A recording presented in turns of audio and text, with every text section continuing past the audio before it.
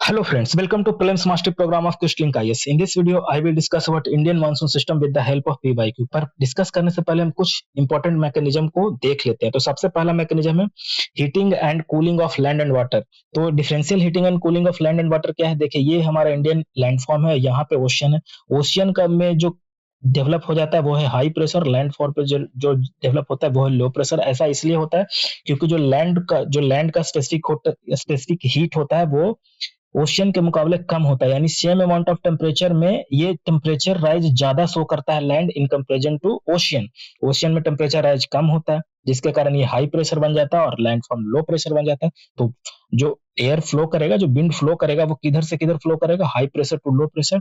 यही ये summer season में ऐसा होगा, विंटर सीजन में इसका उल्टा हो जाएगा। और यही मैकेनिज्म बिल्कुल सिंपल में समझाने की कोशिश करता है हमारे इंडियन मानसून को, बट इतना सिंपल हमारा इंडियन मानसून नहीं है। ये एक फैक्टर जरूर है, बट अदर फैक्टर्स भी रोल प्ले करते हैं। जैसा सेकंड है शिफ्टिंग ऑफ आईटीसीजेड। आईटीसीजेड क्या होता है? इंटर ट्रॉपिकल कन्वर्जेंस जोन, तो ये शिफ्ट करता है। थर्ड में क्या है? The presence of high pressure areas east of Madagascar, मतलब मेडागास्कर के ईस्ट में स्क्रीन हाई होता है, वहां पे एक हाई प्रेशर जोन क्रिएट हो जाता है। और थर्ड है द तिब्बतन प्लेटू का हीटिंग। तिब्बतन प्लेटू जो है ना, वो क्या होता है? हीट होता है, तो वहां पे लो प्रेशर जोन क्रिएट होगा, और लो प्रेशर जोन क्रिएट होकर और ये यहाँ स्क्रीन के हाई प्रेशर से वाल्कर सेल बना के एक हमारे इंडियन मानसून को एक फीड करेगा। जो फिफ्थ है वो है westerlies and easterly jet stream. इन सभी को हम आगे के स्लाइड्स में देखेंगे और कुछ को क्वेश्चन के माध्यम से देखेंगे। Westerlies and easterly jet stream है, जेट स्ट्रीम कैसा रोल प्ले करता है इसे भी हम देखेंगे नेक्स्ट स्लाइड में। और फिर है एल नीनो, यानी एल नीनो और इंसो, यानी एल नीनो और ला नीनो का इम्पैक्ट। तो ओके, स्टार्ट करते हैं। आईटीसीजेड देखिए, आईटीसीजेड क्या है? हमारा जो अर्थ पे है वो इस तरीके से परमानेंट विंड फ्लो करता है स्टर्लिज और वेस्टर्लिज के बैंड में। तो जहां पे स्टर्लिज मीट करते हैं इक्वेटर के पास, वो होता है inter tropical convergence zone. But ITCZ सिर्फ एक कांस्टेंट नहीं रहता 0 डिग्री पे, ये मूव करता है सन के साथ। अभी जब आपका ओके इक्विनॉक्स है, तो यहाँ पे 0 डिग्री, जैसे ही ये 23.5 डिग्री पे आएगा, ओके 23.5 डिग्री नॉर्थ पे आएगा, यानी इंडिया के बिल्कुल 8 स्टेट के बीच से जाएगा, गुजरेगा ये। तब ये आईटी से सन के साथ, क्योंकि सन, अब हमें पता है कि सन ट्रॉपिक ऑफ कैंसर और ट्रॉपिक ऑफ कैप्रिकॉर्न से पे ही मूव करता है, इतना ही बीच में मूव करेगा। ऐसे समर में ये नॉर्थ में रहता है और विंटर में ये साउथ में रहता है हमारे।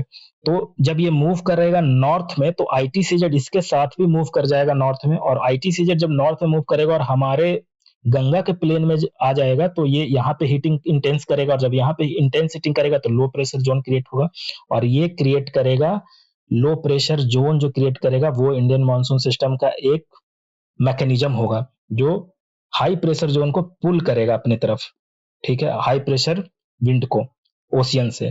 तो अब मूव करते हैं नेक्स्ट।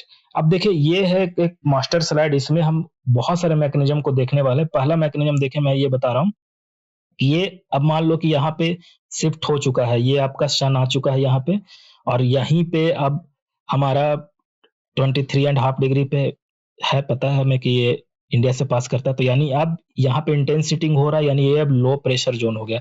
अब ये लो प्रेशर जोन हो गया, और यहाँ पे मस्क्रीन एक हाई होता है। अब साउथ, चूंकि ये यहाँ पे 0 डिग्री, यानी इसके साउथ में आपके सारे हाई प्रेशर जोन क्रिएट होंगे। तो यहाँ पे एक मस्क्रीन हाई है, जहाँ पे हाई प्रेशर जोन क्रिएट हो जाता है, हाई प्रेशर। तो अब ये लो प्रेशर, ये हाई प्रेशर से ये लो प्रेशर से आपको पता है कि ये राइज करेगा, एयर यहाँ से राइज करेगा और यहाँ पे सिंक करेगा हाई प्रेशर पे, तो एक वॉकर सेल बना लिया।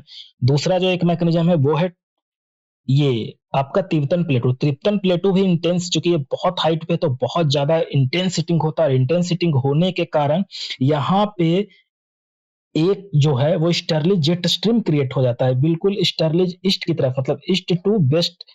एक्चुअली में जेट स्ट्रीम जो होता है वो वेस्ट टू ईस्ट बहता है, पर ये जो जेट स्ट्रीम होगा वो ईस्ट टू वेस्ट होगा, क्योंकि ये modified form of jet stream है।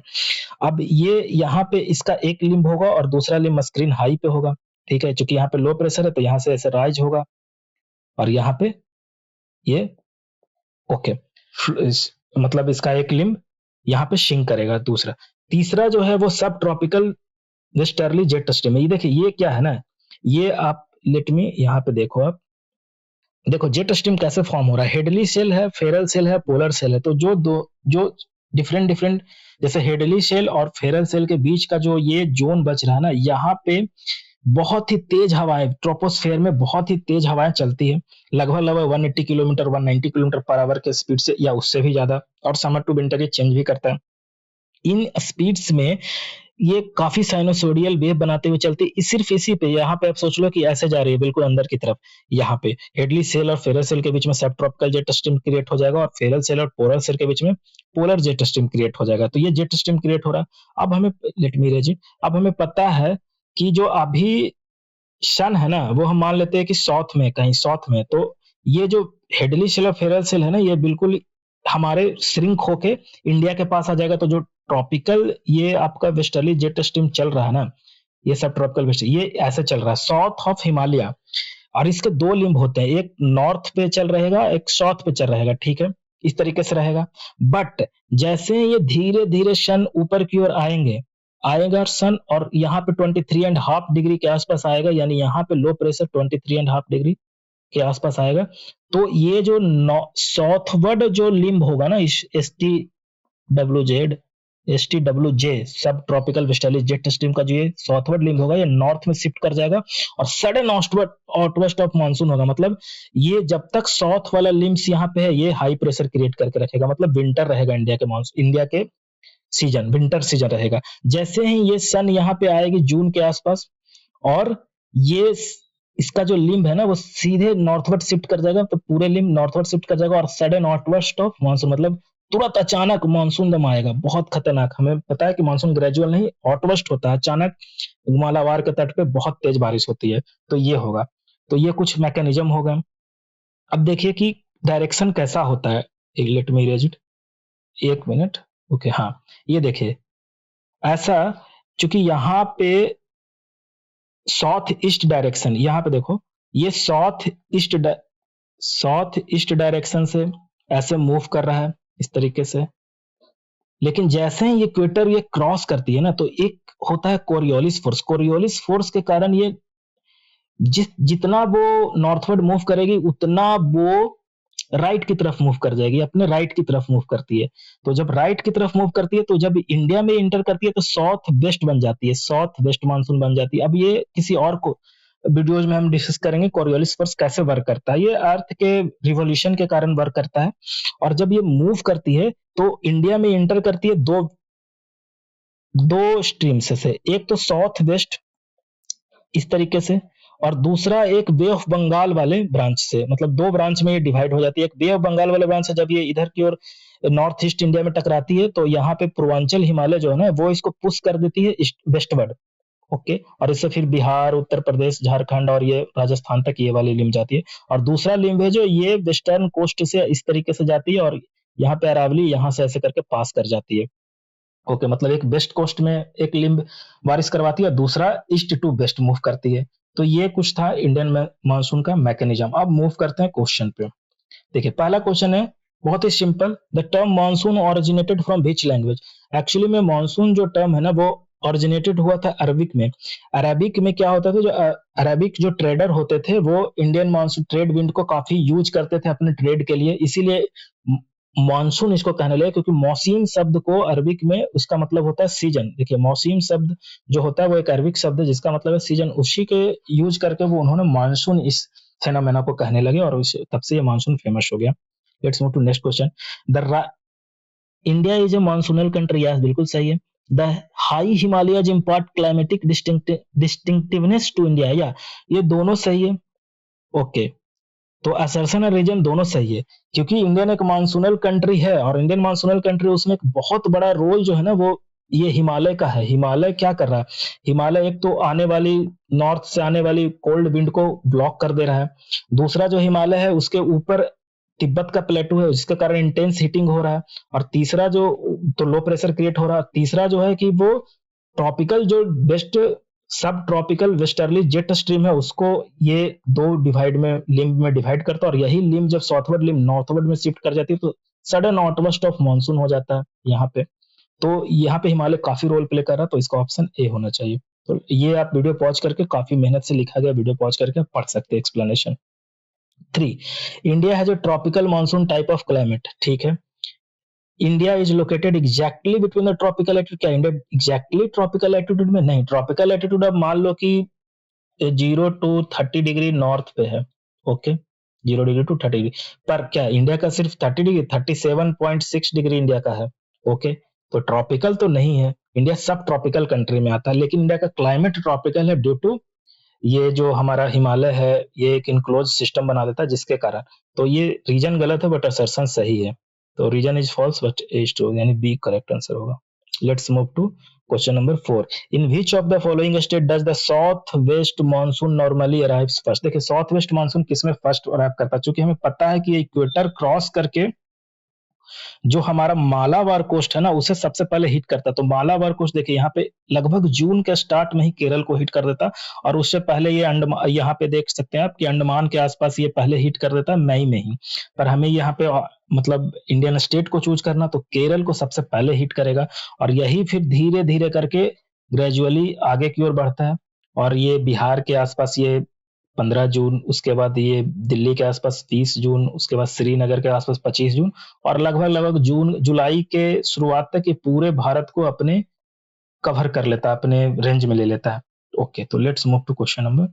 General direction of the summer monsoon winds over India is south to north नहीं, south west to south east नहीं, south east to south west नहीं होगा, actually ये D option इसका correct है, south west to north east. देखो आप, ये मान लो इंडिया है और ये इसका eastern part of the India मान लो यहाँ पे, और ये गुजरात, यहाँ पे जो वेस्ट सेक्शन में जो विंड जा रहा है वो साउथ वेस्ट डायरेक्शन में है, साउथ वेस्ट, लेकिन जो बे ऑफ बंगाल वाला ब्रांच है ना वो इस तरीके से मूव कर रहा है इंडिया में, इस तरीके से, तो इसका तो डायरेक्शन नॉर्थ ईस्ट हुआ, ओके, तो south west to north east हो गया, ठीक है ना, तो ये करेक्ट हो गया।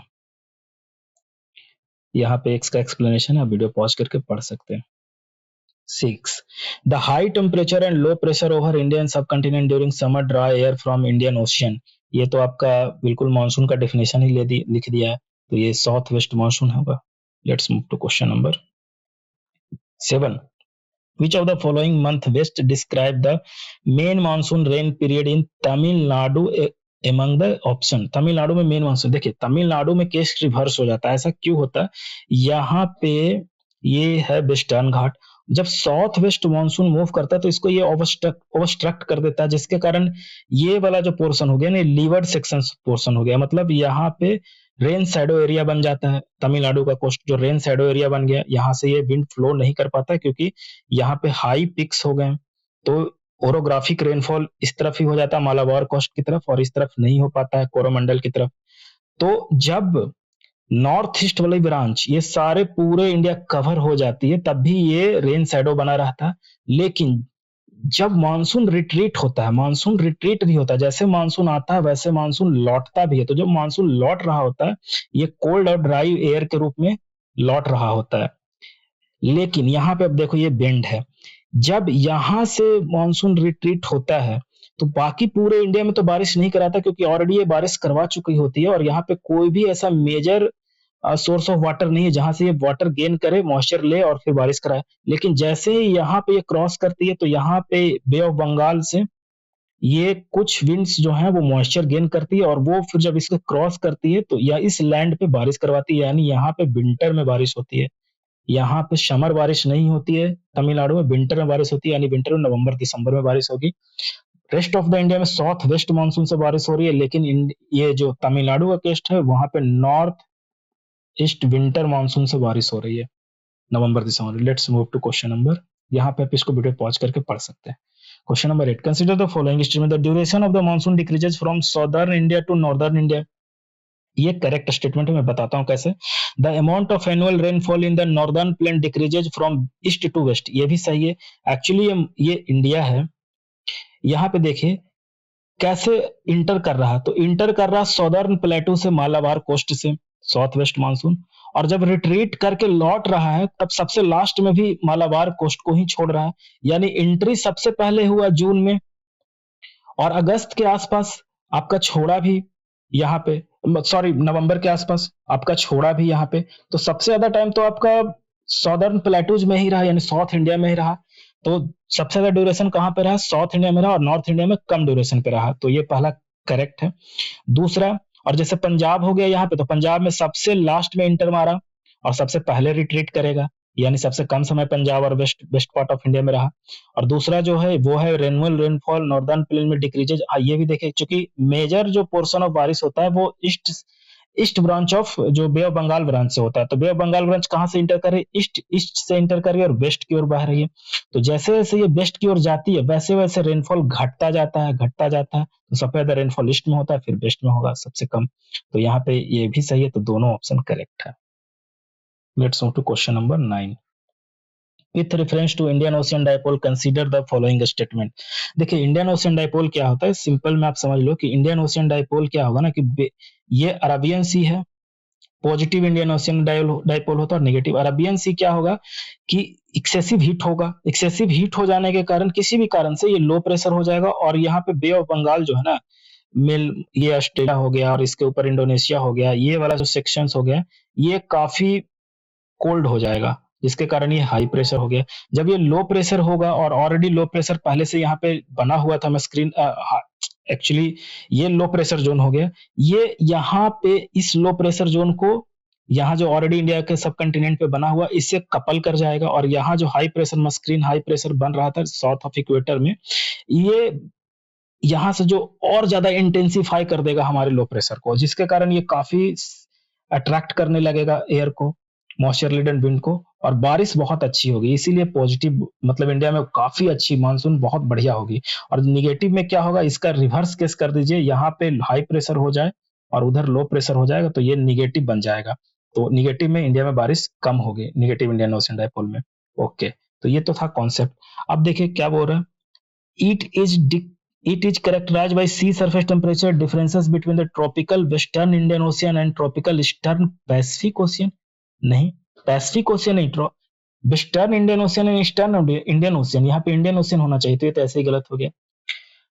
एन आईओडी मतलब Indian Ocean dipole event can influence the impact of El Nino on the Indian ocean. हाँ, कैन इम्पैक्ट, अभी मैं बताता हूँ एल नीनो ला नीना क्या होता है। ये कैन इम्पैक्ट तो करेगा, तो यानी आपका पहला स्टेटमेंट गलत है, सेकंड सही है, बी ऑप्शन इसका करेक्ट है। देखिए एल नीनो ला नीनो का कॉन्सेप्ट क्या है, इट मीन नॉर्मल केस में क्या होता है कि हमने भी पढ़ा था ट्रेड विंड चलता है, ट्रेड विंड ईस्टर्लीज होता है, यानी west to east to west चलता है। ईस्ट यहाँ पे हो गया, वेस्ट हो गया, यानी ईस्ट से पानी को लेकर ये यहाँ पे गर्म करता है, नॉर्थ ऑफ ऑस्ट्रेलिया वेस्ट में पानी को एक्युमुलेट करता है।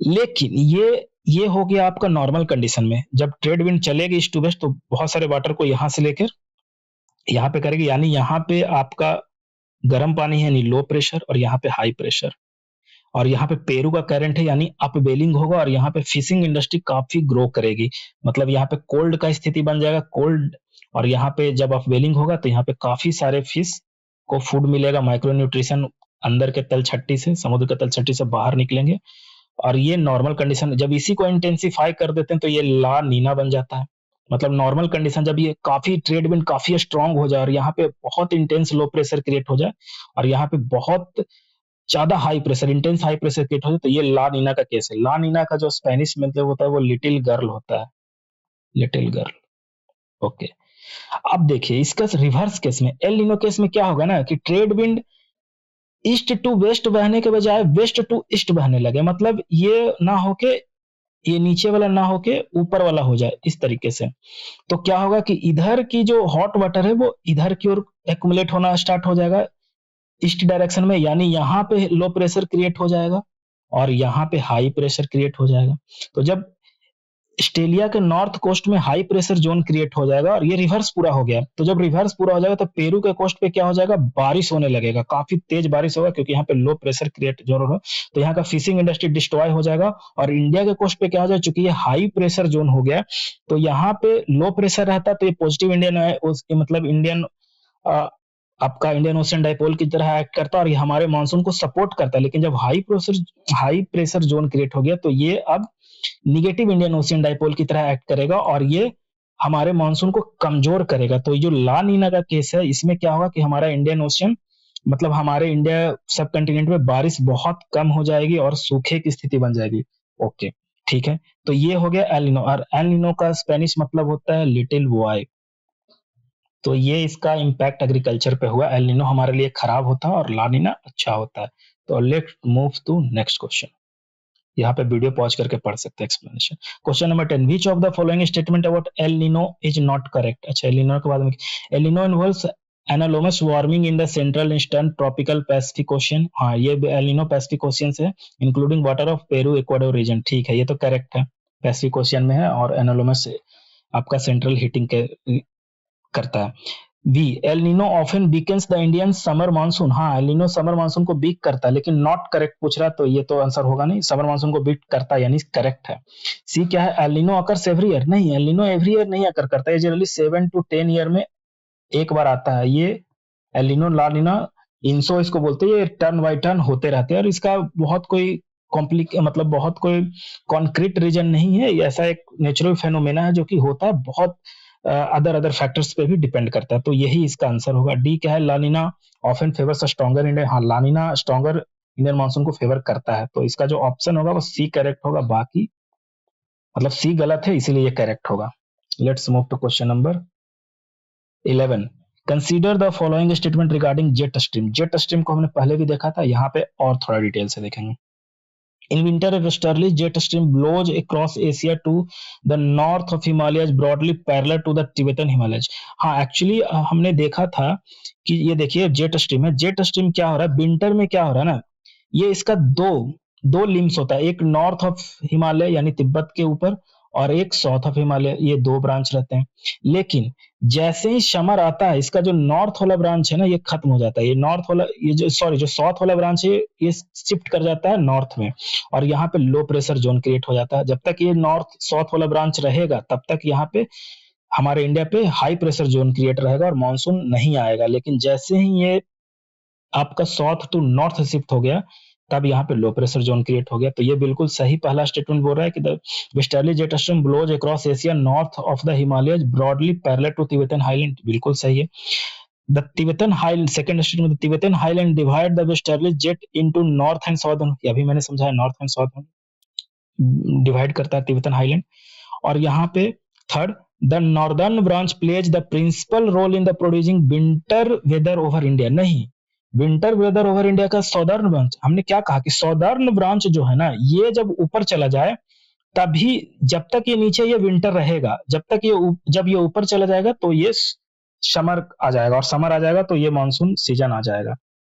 यहाँ पे देखिए समर सीजन में ये वाला ऊपर शिफ्ट कर गया, और यहाँ पे खत्म हो गया। तिब्बत के नीचे कोई भी लिम्ब नहीं बचा है हमारा ट्रॉपिकल जेट स्ट्रीम का।